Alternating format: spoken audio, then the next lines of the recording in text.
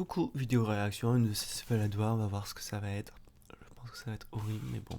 Vidéoscopie sur le thème du consentement, rendez-vous à la fin de la vidéo.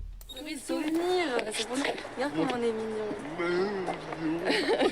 Quand moi j'ai une chetron, laisse tomber, mes yeux ils coulent, là, c'est l'enfer. Bon, mais attends, on pourrait même pas. Oh, mais t'as vu comment Gilia elle a tchatché avec Malo ou pas? Malo, tu sais que il l'avait dit, Malo. Putain, mais ça. Je suis peut-être pas le mieux placé pour juger du degré de vraisemblance des répliques. Degré de ressemblance des répliques.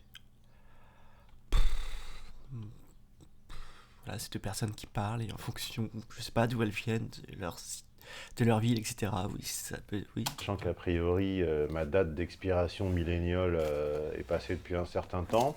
Par contre, il me semblait que le verre lent était ringard. Si vous dites « je suis affamé », c'est beaucoup plus fort comme mot. Pour dire j'ai faim, c'est G1. Chetron. Est-ce que les millénials parmi mes petits prix Le verlan, je pense qu'il a toujours été utilisé à travers le temps et le sera toujours. C'est peut-être les mots qui changent, qui sont les mots utilisés en versant qui changent. Mais bon, je ne suis pas moi-même. Je ne peux pas moi-même dire voilà, de ce qui est dit par les jeunes actuellement, bref. Puis ça dépend des générations. Les maths et mes petits chats peuvent nous confirmer qu'on dit encore chetron, j'ai un doute. Et aussi, ça doit dépendre surtout, ça dépend des villes, ça dépend des communautés, ça dépend... Ah. Après, quant au prénom, c'est rigolo, hein, comme quoi il n'y a pas qu'un seul remplacement. Il n'y a pas que le remplacement par le burkini, il y a aussi le remplacement par tout un tas de prénoms comme ça, d'origine, on ne sait pas trop, celtico-italienne. Gilia, Malo, c'est quoi le problème? Enfin bon, je ne comprends pas pourquoi ces personnes font ensemble une fixette pour les prénoms, juste... Enfin, comment vous pouvez vous être énervé à cause de prénoms? Enfin, c'est des prénoms quoi, chacun fait ce qu'il veut, et du moment que ça ne nuit pas à l'enfant, il n'y a pas de souci. Gilia, Malo, voilà, pourquoi ça sera un problème? Bref, et il faut arrêter de parler de remplacement, c'est terrible, c'est terrible. On pourrait plus parler, enfin ouais, métissage, enfin bref. Métissage a toujours existé, il existera toujours. Incroyable. Transalpine avec du Gilia, Giulia, Mila, Malo.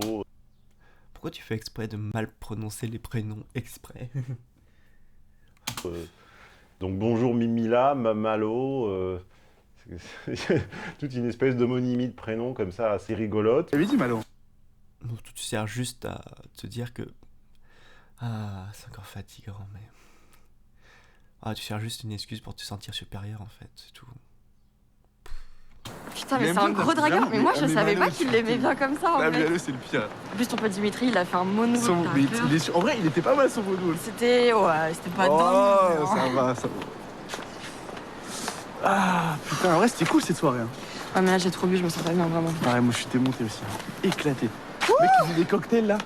C'est que c'est lui Mais lui, qui. c'est un psychopathe, ce type, laisse tomber. Moi, j'aurais pas dû boire ses shots, je te jure, ça m'a mis mal. Oui, alors deux choses, une sur la forme et une sur le fond. Sur la forme, je trouve ça bien filmé, bien éclairé. Un bel éclairage de nuit est un éclairage qui ne se voit pas, mais il est fatal qu'il y en ait un. Si vous avez déjà assisté par hasard au tournage d'un film de nuit, vous voyez bien qu'on ne tient pas simplement une caméra dans l'obscurité. Il y a comme ça des lumières directes, des lumières diffuses, il y a un personnel autour. Oui, tout à fait. Il y a beaucoup de personnes qui travaillent justement dans les lumières. Après, on peut mettre des gélatines pour changer la couleur de la lumière. Bref, c'est extrêmement complexe et effectivement réussi à faire parce que là, ce que vous voyez, c'est ce que vous pensez, ce qu'est du coup quelque chose de réaliste. Mais finalement, est-ce que ça l'est vraiment? Parce que du coup, quand vous filmez avec votre caméra, ça n'a pas du tout le même rendu. Parce que justement, il y a des lumières. Et après, il ne faut pas oublier qu'il y a aussi tout ce qui va être ensuite en post-prod, qui va être l'étalonnage, et donc qui va être enfin, les couleurs qui vont être retravaillées, etc. Voilà, donc c'est des choses pour que quelque chose paraisse pro, c'est la lumière, c'est très important, le son aussi, et ensuite ça va être surtout l'étalonnage, voilà. Ce sont des trucs que vraiment, généralement, les personnes amateurs n'ont pas forcément le matériel, n'ont pas forcément le connaissance, et peut-être ne savent pas comment faire aussi. c'est un peu que ça revient un peu les connaissances, mais ouais, ce sont des points qui font qu'on va avoir un aspect professionnel. Tout ça est très bien fait. Techniquement, c'est bien fait, c'est bien joué. Je trouve les lignes, je trouve les répliques finalement assez vraisemblables. Je trouve que les jeunes s'expriment comme ça, enfin en tout cas ceux que je connais, ceux que je croise, ceux qui me contactent. Alors, donc pour l'instant, je n'ai que des félicitations à faire sur la forme. Voilà, vous ne vous y attendiez pas, et bah écoutez, ça s'appelle la probité. Hein. Moi je ne suis pas dans un combat systématique, et encore moins systémique, ce nouvel adjectif qui ne veut rien dire. Alors, oh oui, bah, ça arrive à tout le monde de dire des conneries, voilà, enfin... Je doute vraiment, enfin, je pense sincèrement que chacun y fait du mieux qu'on peut. C'est juste qu'on n'a pas les mêmes... voilà, qu'on n'a pas forcément les mêmes expériences, qu'on n'a pas les mêmes connaissances, bref. Et je pense sincèrement qu'ils cherchent à bien faire. Je pense que la très très grande partie des humains cherchent à bien faire et à faire le bien. Après, malheureusement, comme on dit, l'enfer est pavé de bonnes intentions, et des fois ce qu'on pense être bien n'est pas vraiment le cas. Mais bon, pour parler un petit peu de systémique, je suis d'accord avec lui, c'est maintenant un terme qu'on utilise à outrance, mais la systémique, en fait, c'est une manière d'étudier un sujet. On a soit la pratique analytique, soit la systémique, et donc ce sont deux aspects qu'on va utiliser pour essayer de comprendre un phénomène. Par exemple, on va prendre un exemple tout bête qui va être vous mettez de l'huile dans un verre, vous mettez de l'eau et de l'huile, et donc vous allez faire une étude on peut commencer par l'étude systémique, où on voit que l'ensemble du système, comment il se comporte, c'est que l'eau reste en bas et l'huile va en haut. Voilà, ça c'est ce qu'on va appeler l'analyse systémique, c'est-à-dire on essaye de déterminer les conséquences qui arrivent à l'ensemble du système. Donc là, le système, c'est verre, eau, huile. Et ensuite, on peut avoir une recherche analytique. On va se regarder qu'est-ce qui se passe vraiment à la limite pour voir comment les particules interagissent vraiment entre les particules d'huile et les particules d'eau. Voilà. Et donc, ce sont des trucs qui sont très importants parce que du coup, ce sont deux approches qu'on va forcément faire pour étudier un phénomène. Voilà. Après, on peut utiliser ces techniques dans le milieu social. Voilà.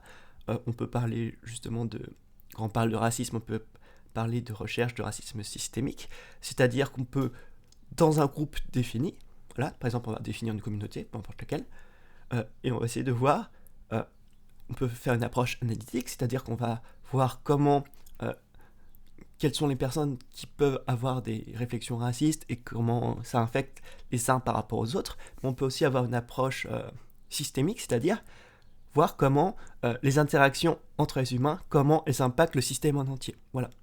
Et malheureusement, je pense que ce terme systémique a été trop repris parce qu'il a sûrement été pris par des étudiants qui ont peut-être mal compris le système, enfin le sens du mot, voilà, et qui l'utilisent un petit peu à outrance, juste pour dire, voilà. Je pense que quand ils parlent de systémique, ils veulent parler de choses qui impactent le système, c'est-à-dire donc le système, la société.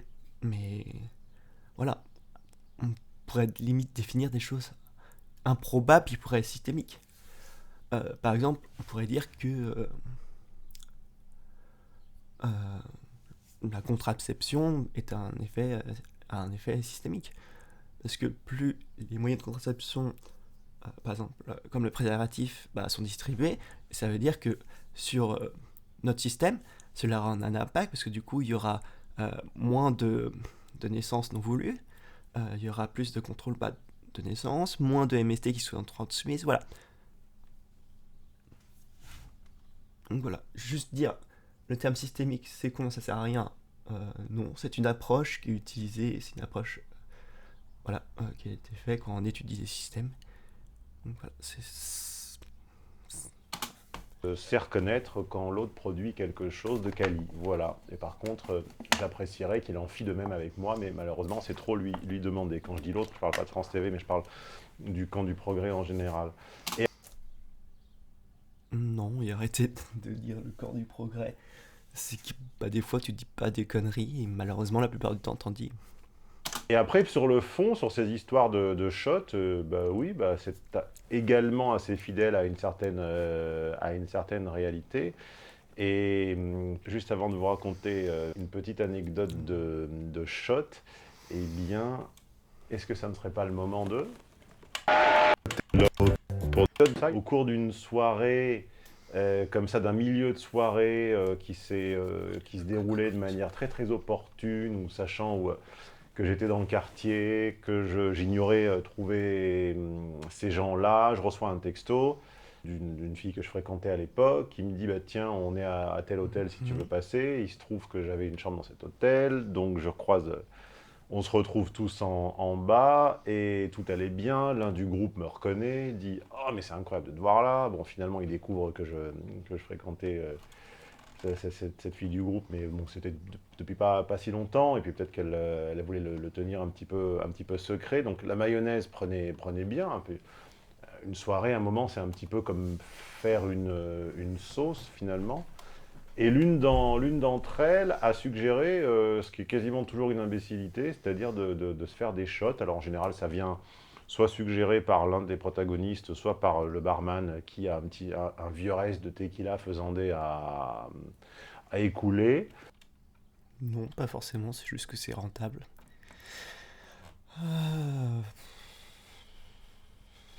Et puis, comme disait le comique camerounais, même avec beaucoup d'amour... Et pourquoi ça serait une mauvaise idée, en fait? C'est juste parce que si t'aimes les shots, bah, t'en prends, quoi. Peut-être la mauvaise idée, ça serait d'abuser de l'alcool. Tu vois, si tu prends 1 ou 2 shots, bah, très bien. Par contre, si t'en prends 20, c'est sûr que ça va être problématique. On n'ira jamais à la maternelle. Bah, ce qui sort des shots ressort en général par le mauvais trou. Et ça ne le lie pas la sauce, ça la délie. C'est-à-dire que la même... Hein, je vous laisse deviner son prénom par rapport à une vidéo récente où je disais que c'était souvent des prénoms. En fait, là, ce que je dis, c'est pas à cause des shots, c'est à cause parce que vous avez trop bu. Ça aurait pu être de la bière, du vin, du champagne, ça aurait été pareil. C'est en 4 lettres et ça commence par L. La même qui avait suggéré les shots, bah finalement, une demi-heure plus tard, accusait un peu même pas, 20 minutes après, se mettait à accuser le coup, à avoir des pensées un peu noires, un peu penser à un type ou je ne sais quoi, puis à dire qu'elle s'en va. Alors, comme elle tenait à peine debout, donc du coup, son ami s'inquiète, elle lui dit mais non, à prendre un taxi, machin. Et en fait, cette histoire a totalement cassé le lien. Du coup, on s'est retrouvés, donc elle est partie avant les autres, on s'est retrouvés en nombre impair, et puis il y avait cette préoccupation qu'elle rentrera bien à la maison, et puis ça a tout cassé. Je ne sais pas, enfin, j'ai une petite idée. Donc tu nous as raconté une anecdote plus que banale que tout le monde a rencontré en fait. C'est tout. C'est juste quelqu'un qui a trop bu et... Puis voilà. Enfin... Sur l'issue de ce clip, mais en tout cas, il aurait peut-être fallu que France Télévisions et la réalisation fient un arrêt sur les points saillants, les points importants. Et je pense qu'un des points importants, c'est le moment de basculement d'un banquet, d'une soirée ou d'une festivité. Auparavant, comme vous tous, comme nous tous, pour moi, le banquet était l'expression la plus haute du sentiment dionysiaque. Voilà, pour moi, en gros, le banquet, c'était l'orgie. En réalité, on ne se regroupe. Banquet, orgie, non. C'est pour ça qu'il y a 2 termes différents, en fait. Enfin, bref. À l'époque, non pas pour se livrer aux excès, c'était pas une soirée coke en boîte de nuit, on se rassemblait pour que le regard du groupe et les règles du rituel imposent à tous une sage modération. Vraiment, j'en doute. Ah là là. Effectivement, les Romains faisaient des orgies, mais... Est-ce que le banquet orgie était lié? Bah ça dépend des fois, enfin bref. Donc il y a plusieurs sous-sujets derrière le sujet consentement. Il y a le sujet que fait le groupe quand l'un d'entre eux propose de faire une connerie, c'est-à-dire soit d'augmenter d'un coup la consommation d'alcool, soit de consommer une drogue dont, dans 95% déjà des cas, je répète, les gens ne savent pas ce qu'il y a dedans. Il y a plus de chances qu'il y ait une plus forte consommation d'alcool que des drogues inconnues. Ça Le arrive. fait que ce soit illicite, les gens n'ont aucune information sur les produits, donc c'est d'autant plus dangereux.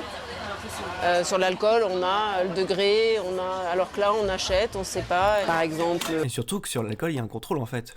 Qualité, il y a des règles sanitaires.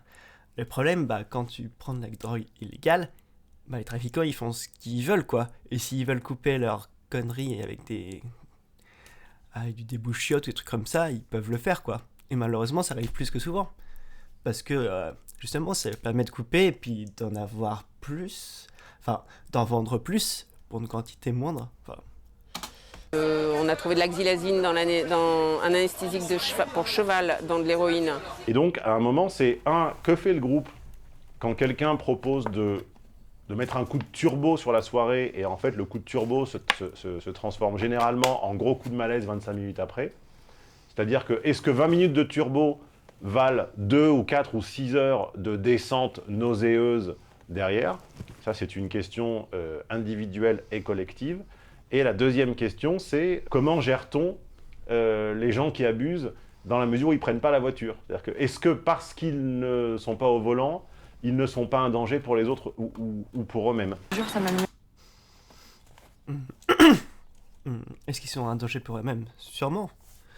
Ça dépend de leur quantité d'alcool. Et après, c'est très compliqué parce que du coup, on a d'un côté la liberté et de l'autre, jusqu'où en fait, ce qui est un peu délicat, c'est jusqu'où tu peux dire quelle est la limite. À partir de quelle limite c'est une consommation qui ne pose pas de problème, à quelle limite ça devient excessif. Et c'est cette limite qui est difficile à définir. Et surtout quand on est jeune en fait. Quand on est jeune, on n'a pas forcément...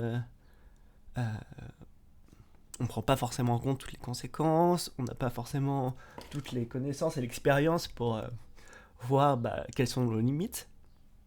Donc voilà, c'est un sujet qui est extrêmement complexe et malheureusement la seule chose qu'on peut faire, c'est faire de la prévention et puis faire de l'éducation pour représenter quels sont les risques de l'alcool, attention, se faire plaisir c'est bien, mais faites attention quand vous consommez trop, bref.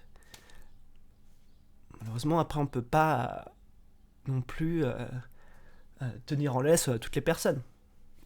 C'est moralement discutable déjà, et techniquement, c'est pas faisable. C'était un truc de... Mais c'était dégueulasse ces cocktails. Le mec, il a dit qu'il était barman et tout, n'importe quoi. Un menteur. Un menteur. Un menteur, t'as peur. Elle joue encore mieux que lui. Lui, il joue bien, mais elle joue extrêmement bien. J'ai rarement vu quelqu'un jouer autant le mec bourré depuis Didier Bourdon dans Les Chasseurs. C'est pour la même chose, quoi. Bon, il y a le bon chasseur, puis il y a le mauvais chasseur, il y a le viandard, puis il y a le non-viandard. Par contre, je te jure, si tu me vois vomir, je meurs. Mais t'inquiète, vraiment, je m'en fous. Hein. Non, mais ouais. Je m'en fous que tu... Tu crois quoi, je te vois vomir, je m'en fous. Je sais pas ce que j'ai fait. Je te mettrai une bassine si tu veux. Ça va? Ouais. T'es sûr que tu veux monter? Je crois que je vais dormir, en vrai, je suis trop fatiguée. Ah, le non-consentement euphémisé qu'il faut comprendre à demi-mot. C'est pas « je préférais que tu ne montes pas », c'est « est-ce que tu es sûr que tu veux monter ?» Évidemment, c'est pas comme ça qu'on s'adresse à un homme.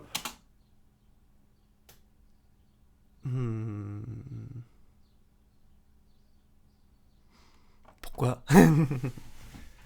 Dire clairement que elle est complètement bourrée, elle a peut-être envie de gerber et elle te dit t'es vraiment sûr de vouloir monter? Je pense qu'elle voulait sous-entendre si tu montes on fera rien quoi. Enfin bref, d'ailleurs on va dire, je pense que là c'est là où commencent les conneries. A fortiori qui a envie de depuis des heures, a fortiori désinhibé par l'alcool. On a plus de chances d'arriver à ses fins, c'est-à-dire à monter seul, en lui disant clairement. Enfin, on imagine qu'elle a le temps encore de réitérer son refus. Sauf qu'elle le dit, le refus, là. C'est juste qu'elle... déjà, elle est bourrée, elle se rend pas forcément compte de la situation. Est-ce qu'elle est en mesure du coup de prévoir exactement les termes qu'il utilise? Est-ce qu'elle est sûre d'avoir le même discernement que tu as là actuellement? Non, non. Et ça, tu le prends pas en compte en fait. Déjà, on voit en fait le problème quand tu vois, tu parles semi-consentement. Là, ça n'a même pas commencé que on commence déjà sur la base. Tu as une personne en face qui est complètement bourrée et qui se sent mal. Elle parle de vomir, d'accord? Alors même en tant que mec, si t'as envie de baiser, si la personne que t'aimes a envie de vomir, ça veut clairement... Limite... Normalement, tu penses plutôt à son bien-être plutôt qu'à à faire tremper le beignet, quoi. En plus, elle te dit, t'es vraiment sûr de vouloir monter? Genre, bah, soit tu montes pas, ou si tu montes, clairement, bah, on fera rien, parce que limite, je vais aller vomir dans les chiottes, et puis je vais juste me poser, quoi. C'est dit clairement. Et là, tu fais un petit peu l'inspecteur des travaux finis, parce que toi, tu es sobre, et tu vois que c'est une reconstitution. Mais est-ce que si t'étais bourré, comment tu t'en rendrais compte? On arrête, on va pas se voir pendant une semaine là. Ah, mais ils sont... D'accord, ils sont en couple en fait. Ça, Ça, c'est une info scénaristique qui me manquait peut-être un petit peu. Il sait que sa mère est absente. Apparemment, il n'a pas l'air très surpris par l'adresse. Et donc, ça veut dire que c'est un néo-couple en fait. Ils se voient depuis peu de temps. Pourquoi? Quels sont les trucs qui te font dire ça? Enfin bref. Contre le coup de la bassine, je sais pas si vous avez déjà vu quelqu'un vomir dans vos bras. Moi, oui. Hein, alors, elle avait rien consommé du tout. C'était plutôt une espèce de malaise vagal. Je peux vous garantir que, en général, ça calme. Hein, ça sert de refus explicite. Ok. Je te mettrai une bassine. En vrai, si ça va pas, je te mets une bassine avec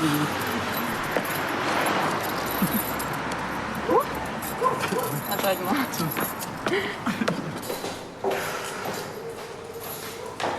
Je crois que je vais vomir. Mais non.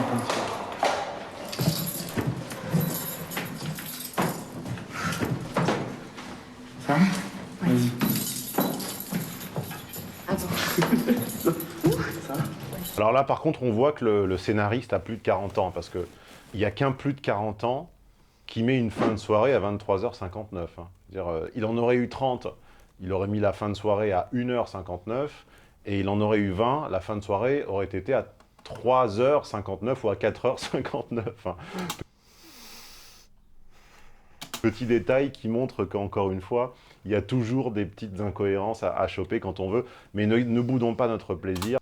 Ou alors c'est parce que bah, dans certains cas, bah, comme ces personnes sont jeunes, elles ont du mal à contrôler leur consommation d'alcool. Donc du coup, elles peuvent prendre au début de soirée des doses trop fortes et puis se retrouver complètement très mal, très vite. Donc c'est pour ça que peut-être c'est à cette heure-ci. Enfin bref. À cette Est-ce que c'est vraiment important? incohérence près, c'est très bien. J'ai un peu séqué. Attends. Donc là, le mec est super relou et super collant, mais Oui, c'est insupportable. on va dire dans la limite du raisonnable.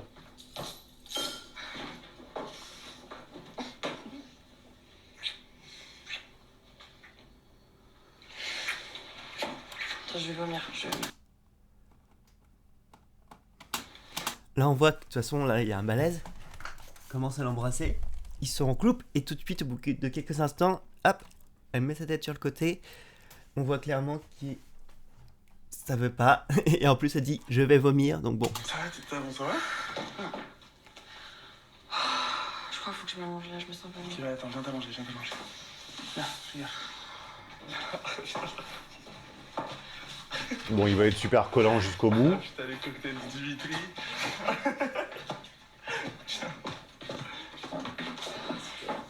Oui, alors là, on serait des zététiciens forcenés. Bonjour. Je doute que Antoine Goya se présente comme zététicien. Je ne sais pas, je ne l'ai jamais vu utiliser ce terme. On remarquerait qu'ils n'ont pas allumé la lumière dans la chambre, mais elle est déjà toute préparée. Mais ça, à la limite, c'est une langue de cinéma qui ne... Quel rapport avec les zététiciens? Non, c'est juste un rapport avec les faux raccords, je sais pas quoi, les personnes, enfin bref. Parce que techniquement, c'était plus simple, en fait, tout simplement. Bref.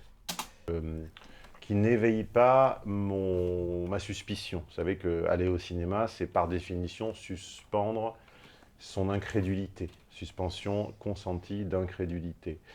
Oui, et surtout le cinéma ne cherche pas forcément à rendre compte du réel, et il y a plein de choses en fait que vous pensez qui font allusion au réel. Par exemple, quand on prend les bruits de balles et de pistolets, vous verrez que dans la réalité et au cinéma, ce n'est pas du tout les mêmes sons.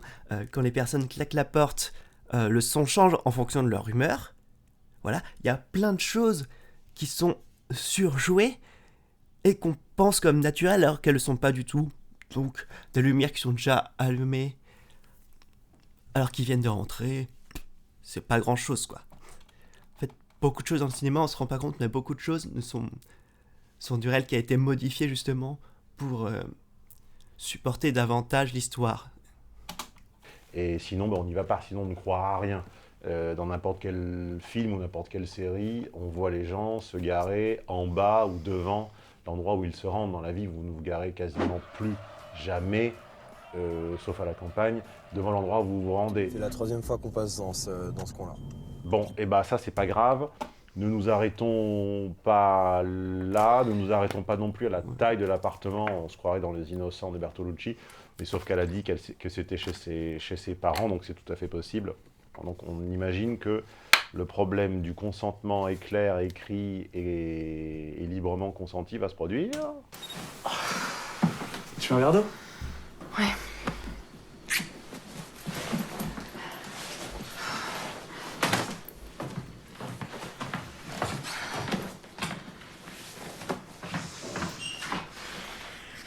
Oui, alors ça c'est un bon conseil santé d'ailleurs. Ceci est une publicité contre les ravages de l'alcool. Contre la gueule de bois du matin, c'est de s'hydrater. Parce qu'en général, la sensation de gueule de bois, c'est pas tant... Enfin, c'est évidemment le contre-coup de l'alcool, mais c'est surtout la déshydratation, parce que l'alcool déshydrate, comme tout le monde le sait. Donc oui, ça, c'est un truc qu'un fils de médecin m'a dit assez jeune. Alors, j'ai pas évité les gueules de bois, j'en ai eu également. Et par contre, le fait de se rappeler de boire régulièrement pendant la soirée et également avant de dormir est souvent une bonne idée. Et ce que vous pouvez faire aussi, ce qui peut être très important si vous voulez limiter votre consommation d'alcool, c'est justement d'alterner des verres d'alcool et des verres d'eau. Vous allez voir comme ça, juste avec ces techniques, vous allez... Parce que malheureusement, en fait, plus vous consommez de l'alcool, et si vous ne consommez pas d'eau, en fait, vous allez vous déshydrater, et plus vous allez vous déshydrater, plus vous allez envie de boire, ce qui va du coup vous inciter à boire de plus en plus d'alcool. Mais si vous voulez justement limiter votre consommation, c'est une bonne technique de justement intercaler des verres d'eau. Comme ça, vous verrez, vous contrôlerez mieux votre consommation et vous aurez beaucoup moins de gueule de bois. Voilà, petite technique, voilà, si ça peut aider, tant mieux. Ah bah, je pense que ça va me faire vomir. Ça fait très vieux con, mais c'est pas pour autant que c'est faux. Non, ça fait pas vieux con, c'est complètement vrai.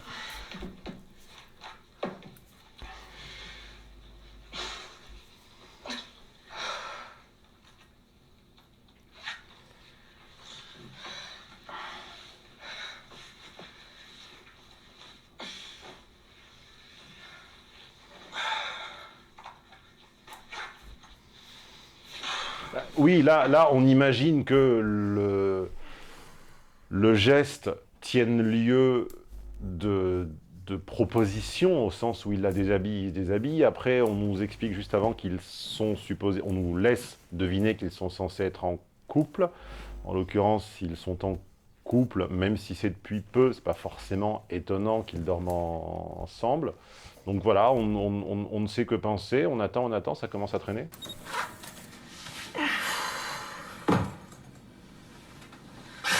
Je me sens pas bien, bébé, je te jure.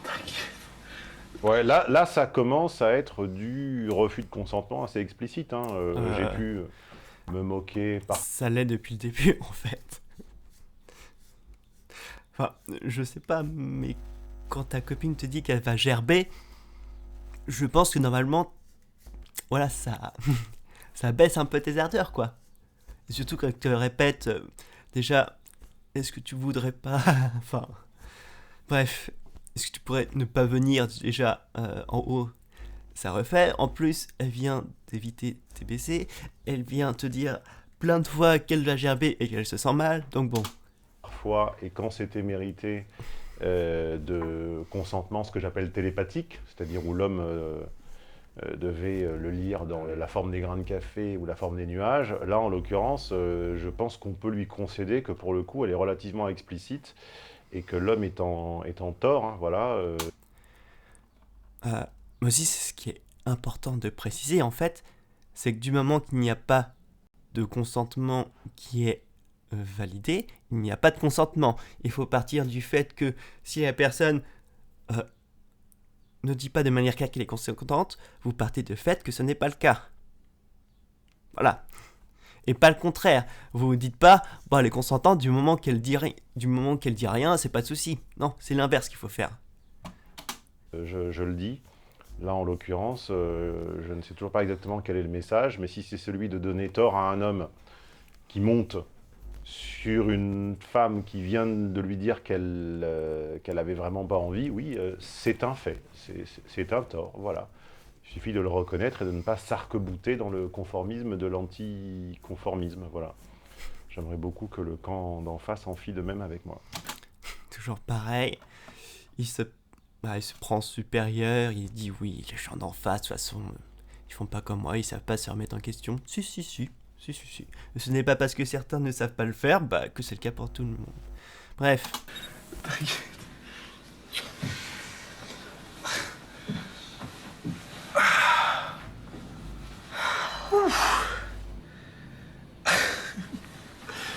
Donc là, ce que tu fais... Alors, je vais vous dire, je ne sais pas ce qu'il va faire. On imagine que le matelas va grincer des ressorts dans quelques instants. Moi, ce que je conseille de faire à sa place, il va peut-être pas non plus aller jusqu'à la démaquiller, hein, elle survivra jusqu'au lendemain maquillée, c'est de lui laisser effectivement un Doliprane ou que sais-je sur la table de nuit, de fermer les rideaux, de la coucher, et puis comme manifestement il n'est pas très fatigué, et ben, il va dans la pièce, il la laisse s'endormir, il va dans la pièce à côté, il se fait un film ou un livre ou une partie de jeu vidéo où il se branle, et puis il revient quand il est calmé, fût-ce 1, 2 ou 3 heures après, elle dormira en ronflant d'un sommeil profond. Très bon conseil. Voilà, j'ai rien à dire. Voilà, et si vous êtes excité, oui, masturbez-vous, voilà, dans les toilettes ou dans une pièce à côté, voilà, laissez-la tranquille, de toute façon, elle est LTQV, elle va pas bien. Un très bon conseil. Tu vois, le camp du bien arrive aussi à dire que tu dis des trucs bien des fois. En général, quand on boit, on ronfle, il n'y a pas que les hommes. Le nombre de fois où j'ai surpris une fille en train de ronfler et qui est convaincue que ça ne peut pas lui arriver. Donc on retrouve la personne en général avec une goutte de bave aux lèvres en train de ronfler 2-3 heures après. Un truc con, mais... le larynx, etc., les poumons, entre les hommes et les femmes, c'est le même. Donc, oui, les hommes et les femmes ronflent. Voilà, ça dépend de comment votre qualité nasale est faite, ça dépend, bref. Voilà, mais c'est pas votre genre qui fait que vous ronflez ou pas. Puis on en reparle le matin et puis tout va mieux. Voilà, moi ce que je conseillerais, si tant est que vous donniez du crédit à ma parole, voilà la façon dont je vous conseillerais d'agir à ce moment-là. Et voilà comment moi j'aurais agi. Et voilà d'ailleurs comment ça m'est arrivé d'agir dans le passé à plusieurs reprises. Voilà. Ceci n'était pas un message du secrétaire d'État chargé de l'égalité entre les femmes et les hommes et de la lutte contre les discriminations. Et pour ceux qui... Toujours. Comme si personne d'autre qui ne serait pas d'accord avec toi ne dirait pas les mêmes conseils. Qui se demande si c'était l'option jeu vidéo, l'option livre ou l'option branlette, je vous laisserai vous poser la question. Je pense que c'est l'option livre pour lui. D'ailleurs, je tiens à signaler, peu importe d'autres options, c'est très bien. Voilà. Enfin, le livre n'est pas une activité supérieure aux autres, comme... Enfin bref. Respecter les hobbies de chacun. Et oui, lire c'est très bien. Faire des jeux vidéo c'est très bien. Regarder des films c'est très bien. Bref. Et vous pouvez tout faire. C'est ça qui est cool. Il est très très insistant quand même. Il est très très relou. Il est très très relou. Très très relou. Non, arrête, tu peux. Alors là, on ne peut rien lui reprocher. Et oui. Il y a eu 3 négations. Une négation implicite, totalement implicite à l'interphone. T'es sûr que tu veux monter? Je crois que je vais dormir, en vrai, je suis trop fatiguée. Une négation semi-explicite il y a 30 secondes. Je crois qu'il faut que je m'allonge là, je me sens pas bien. Et là, une négociation parfaitement explicite qui est « je n'ai pas envie ».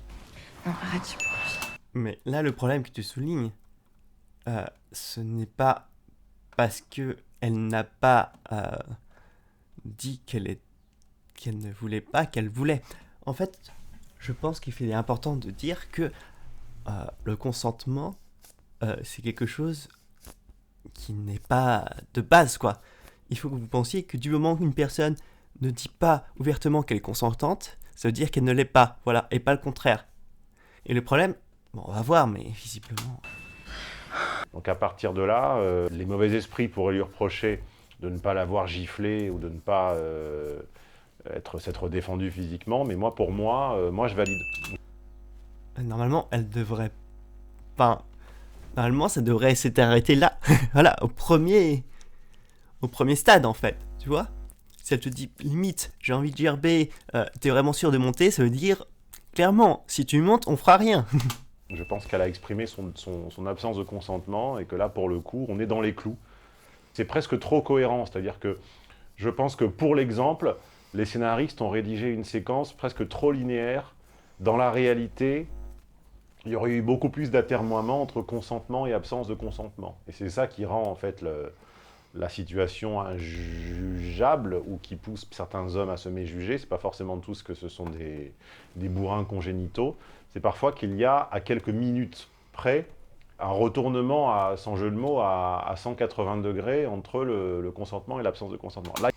Oui, et ce qui est très important de dire, parce que je le vois venir des kilomètres, ce n'est pas parce qu'elle donne son consentement au début, par exemple, il décide de faire l'amour, très bien, tout le monde est consentant, ça se passe très bien, et au bout d'un moment, il y a une des personnes qui est, voilà, où elle veut plus.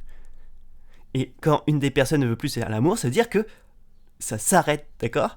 Et quand vous forcez, une fois qu'une personne a dit que son consentement n'était plus valable, si vous continuez, c'est un viol, parce qu'il n'y a plus consentement, d'accord? Donc ce n'est pas parce que déjà, de base, le consentement n'est jamais acquis, d'accord? Donc du moment que la personne n'a pas dit de façon claire qu'elle était consentante, considérez qu'elle n'est pas consentante, et quand vous avez commencé un acte qui était consentant des deux côtés, si au bout d'un moment, l'une des personnes ne veut plus continuer, l'acte s'arrête. Et si vous continuez, c'est un viol. Là, il n'y en a pas.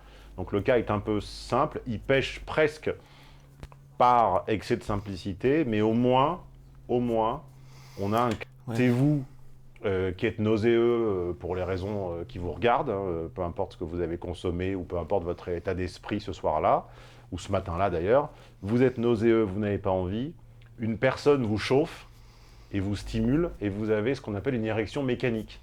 Oui. C'est-à-dire qu'en fait, vous levez le drapeau contre votre volonté, et la personne plante la tente. Oui, ça peut être considéré comme un viol. Voilà. Il faut savoir que ce n'est pas parce que vous bandez que c'est vu comme une affirmation de consentement. Effectivement, il est... voilà. Bon, à votre réveil, ça arrive souvent, par exemple, que les mecs bandent. Voilà, tout simplement. Ça peut arriver pendant la nuit. Bref, on peut arriver des moments où on bande de façon naturelle et mécanique, comme il dit, tout simplement, et ça n'affirme pas le consentement. Voilà. Et effectivement, peut avoir un viol des deux côtés. Sur vous. Qu'est-ce qui se passe dans ce cas-là? Vous ne pourrez pas attester que votre corps était défendant puisque votre corps était attaquant, c'est votre esprit qui était défendant. Oui, mais ça reste un viol. Il faut arrêter de penser, dès qu'il n'y a pas consentement, c'est viol, d'accord? Et il faut arrêter de penser aussi que le viol, c'est forcément par des choses physiques. Ça peut être de la manipulation, ça peut être par exemple... parce que beaucoup de personnes pensent que c'est le cas à chaque fois... quand il y a viol, il y a violence. Pas du tout.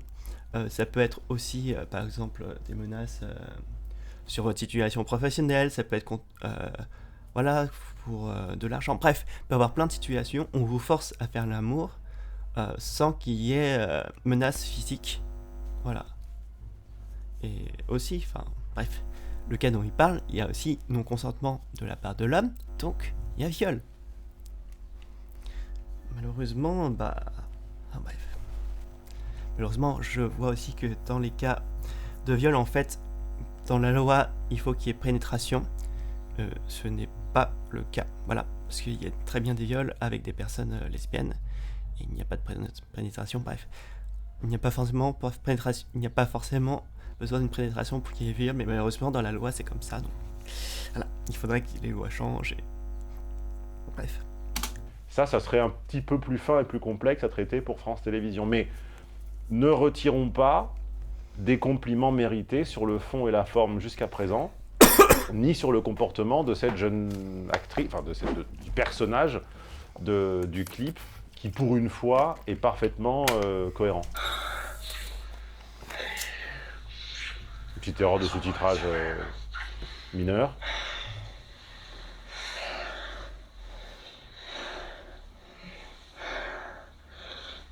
Ça me rappelle les deuxièmes parties de soirée d'M6 quand j'étais jeune avec ma future ex co-animatrice Brigitte Lahaye, où l'union était comme ça suggérée avec des tailles évidemment au niveau des bustes. Il te bien, ma chérie. Ah non, là ils sont pas... Oui, alors il a pas l'air très délicat de ses mains, le monsieur. Je comprends pas bien.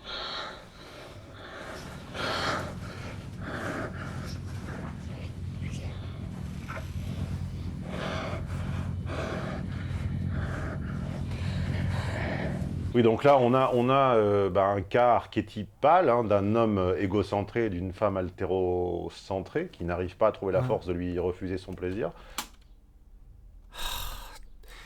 Pourquoi quand tu dis des trucs bien, tu rajoutes toujours un truc horrible qui est rapport avec l'homme égocentré? Bref, il ne se rend pas compte. Il n'a pas... Ouais.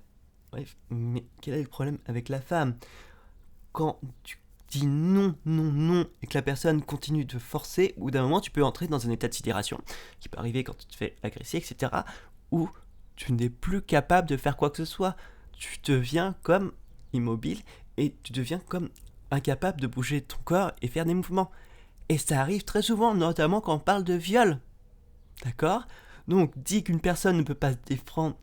Enfin, littéralement, tu es en train de blâmer la victime parce qu'elle n'a pas réagi de la façon selon toi elle devrait réagir. C'est quoi ces trucs à la con? Sérieux, l'état de sidération, c'est quelque chose qui arrive très très souvent, notamment des trucs de viol, des agressions. Voilà, il y a des personnes, quand elles se font agresser, elles sont en état de sidération, c'est qu'elles sont incapables de faire, comme si elles quittaient leur cœur, et qu'elles sont incapables de contrôler leurs mouvements. Voilà. C'est très bien fait, encore une fois, techniquement. Le combo entre l'éclairage, ils ont dû obstruer comme ça le champ de la lumière avec deux surfaces opaques pour laisser passer juste un fil, une virgule, un trait, un éclair. Le regard charbonneux, exagéré, de fin de soirée. En fait, ils utilisent des Fresnel, comme ça peut leur permettre, ils peuvent réduire le champ de la lumière. Voilà, c'est à peu près le même principe que des phares, ça permet d'avoir... te donner des faisceaux lumineux qui sont très précis, et comme ça vous pouvez faire des angles très précis. Vous pouvez aussi, j'ai utilisé des gélatines pour changer la couleur de la lumière et aussi réduire l'intensité lumineuse. Bref, ouais. Et d'ailleurs, pour ceux qui ne savent pas, mais vraiment il y a des ingé lumière, c'est vraiment un métier spécifique, c'est vraiment des choses tellement techniques qu'il faut vraiment des personnes spécialisées dans la lumière. Donc la prunelle qu'on devine dans le noir et le fading audio. Ça permet de décupler notre haltérocentrisme et de sentir ce qu'elle ressent, elle, à être ainsi... on ne sait pas vraiment si elle est pénétrée, mais enfin, on a l'impression qu'il joue avec. Du côté audio, en fait, on est passé un peu d'une ambiance room, comme si on était à la troisième personne, et effectivement, plus ça avance, et plus on sent le souffle qui vient vers nous, on sent aussi la reverb qui s'est beaucoup affaiblie, bref, comme si on se retrouvait à la place de la jeune fille, comme il a dit, c'est très bien, c'est très bien. Comme un jouet, et on le sent très très bien, si on a un petit peu d'empathie, là, je compatis avec elle.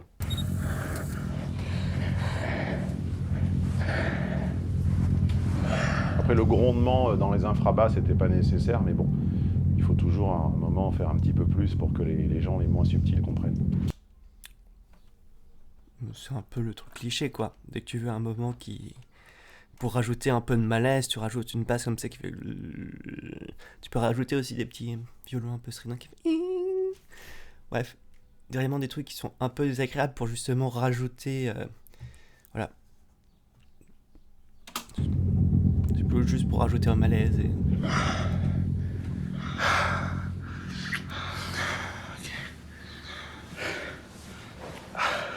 Ah, il nous a fait une Chirac, là, 5 minutes douche comprise.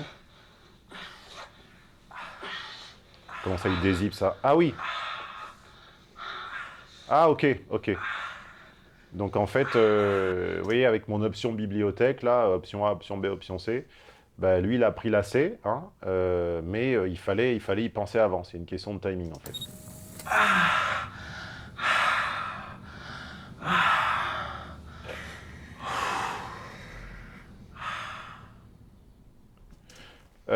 Jolie conclusion, jolie fading, jolie mise en perspective. Non, écoutez, c'est assez rare pour être souligné. Qui sont les sponsors? Quelle est la main qui stipendie? Bon, bah, je m'attendais à vraiment horrible. Bon, il a dit quelques conneries, mais visiblement, pour une fois, qui dit pas autant de merde que d'habitude, bah, c'était pas mal. Donc voilà, je m'attendais vraiment à quelque chose d'horrible, et je m'attendais plutôt à ce qu'il parle de Léo Grasset. Mais bon, visiblement, peut-être qu'il en fera dans une autre vidéoscopie, peut-être qu'il en parlera sur autre part. Voilà, donc voilà, je vous fais des bisous, à une prochaine, ciao.